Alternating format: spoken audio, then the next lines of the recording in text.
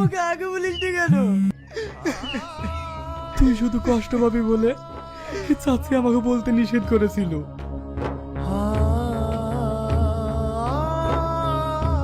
রিয়াজ, তুই যে লটারি কেটেছিলি সেটাতে ফার্স্ট প্রাইজ 11 কোটি টাকা বেঁধেছে। তুই না, তুই না, তুই না।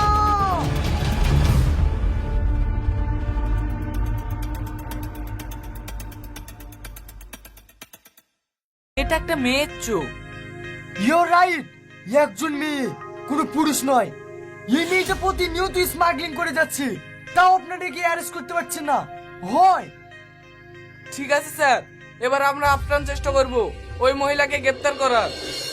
কোনো চেষ্টা নয়, আপনাদেরকে আমি 1 সপ্তাহ টাইম দিচ্ছি।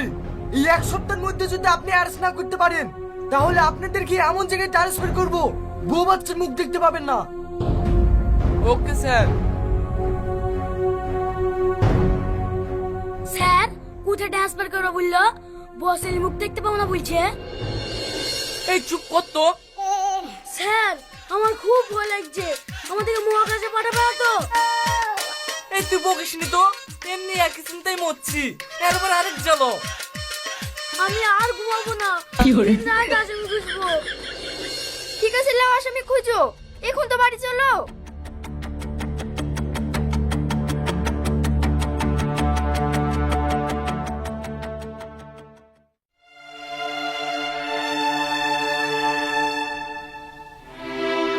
কি রে বাবু, ডিউটি থেকে এসে এইভাবে মন খারাপ করে বসলি যে? আয় চারটে খেয়ে লেগা। আমাকে জ্বালায়ও না তো, আমার কিছু ভাল লাগছে না।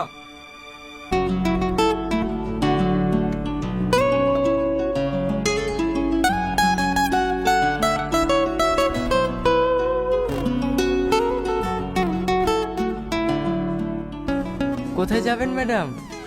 জাহান্নামে। ওখানে যেতে গেলে কোন বাসের টিকিট কাটতে হয় বলুন না, আমিও আপনার সঙ্গে যেতে চাই। দেখুন আপনি কিন্তু আমাকে বেশি ডিস্টার্ব করবেন না, ডিস্টার্ব করলে আমি কিন্তু চিৎকার করে লোকজন জড়ো করব। কত সুন্দর দেখতে রে। এই যে ম্যাডাম, আপনাকে কি এই ছেলেটা ডিস্টার্ব করছে? আমাকে বলুন, জুতি আর মুখ লম্বা করে দিচ্ছি। আপনাকে বেশি এটা দিয়ে দেখাতে বলিনি।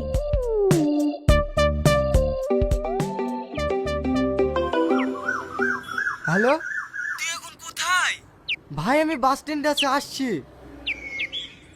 ইস, মেয়েটা গেল কোথায়? মেয়েটার ঠিকানাটাও জানতে পারলাম না।